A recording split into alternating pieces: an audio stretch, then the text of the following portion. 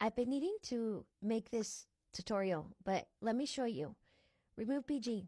I like it, but this is how it showed up once I uploaded it to Cricut. So it really doesn't turn it into real SVG. And here's what happened.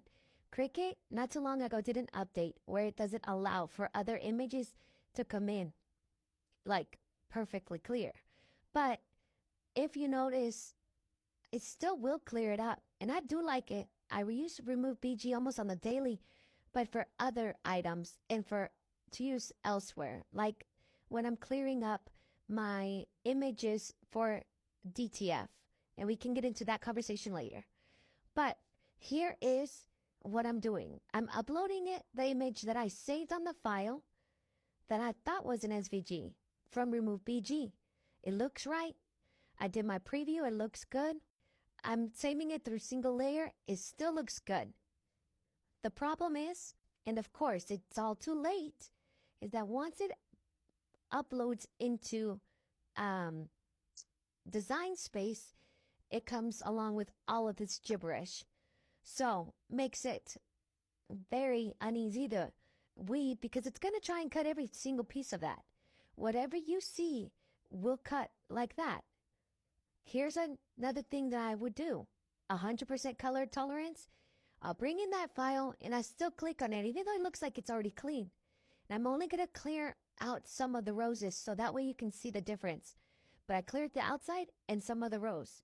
Once I save it, again, it still looks good. Still looks, like it's going to work out.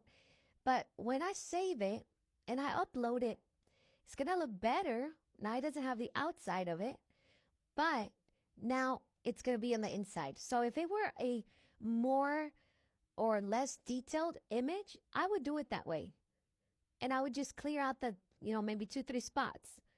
But when you hit contour, you can remove those, but then you have to actually go in and fill in every single part that you do want to be kept.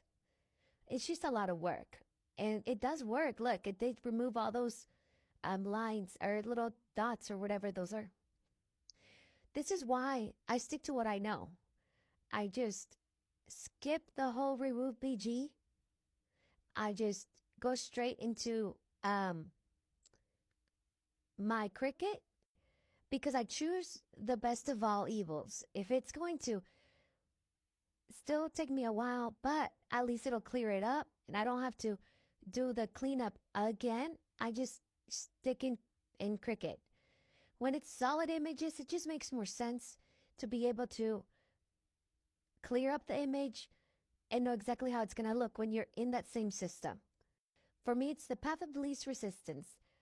If I'm going to have to clean it up all over again, even though I went to remove.bg, it really isn't worth my time.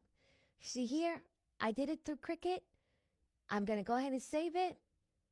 And when I come into Cricut and I remove the square or rectangle around it by hitting contour under actions, it will take away the square rectangle and it'll leave me just the shape. So it's a choice and it's something that's new to Cricut that it used to not do that and add all that gibberish. But this is a way around it. Just upload it in Cricut. It just makes sense.